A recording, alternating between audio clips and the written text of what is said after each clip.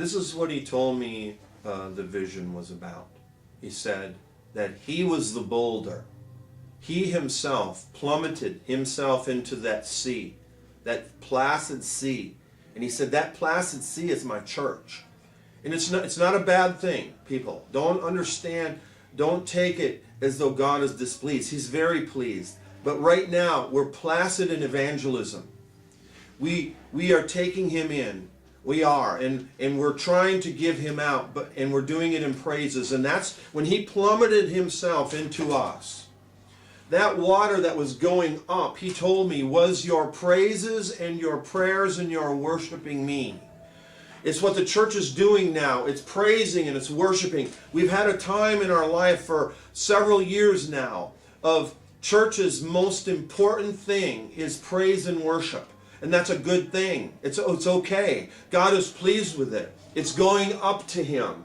And it just kept going up and up and up. And there's many of us, there's many of you out there that have said to yourselves, how long must it be before revival comes? How long do we need to tarry in this? And I've been praying about this for years, as I have been praying about this for years. And that's what he told me. He said, when you observe the water going up, you said to yourself, my, how long is it going to keep going up? Will it empty the sea? You noticed that it was an uncommon amount of time.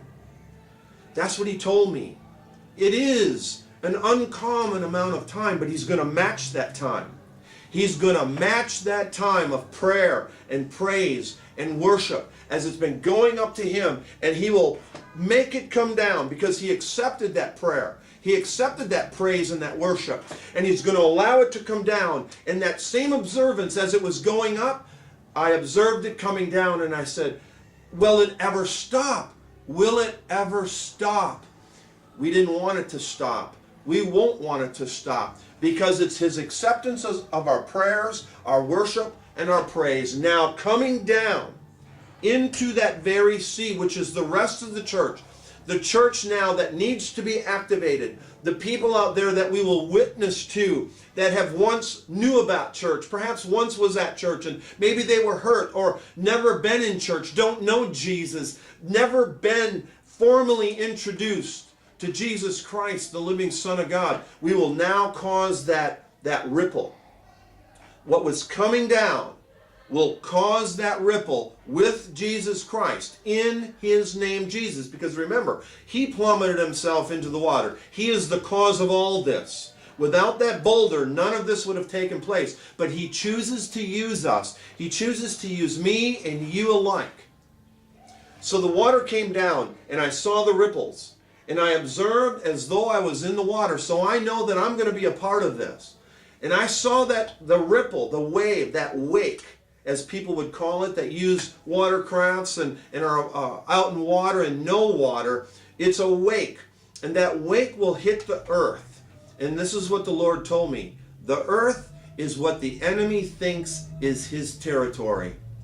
And those waves ate at that earth at such an alarming rate. It was staggering. It was shocking and it was unnerving. It was scary. I thought to myself, if I would have a house on that land, it would be consumed before I could do anything to save it. But the Lord told me, that's land that the enemy thinks he has.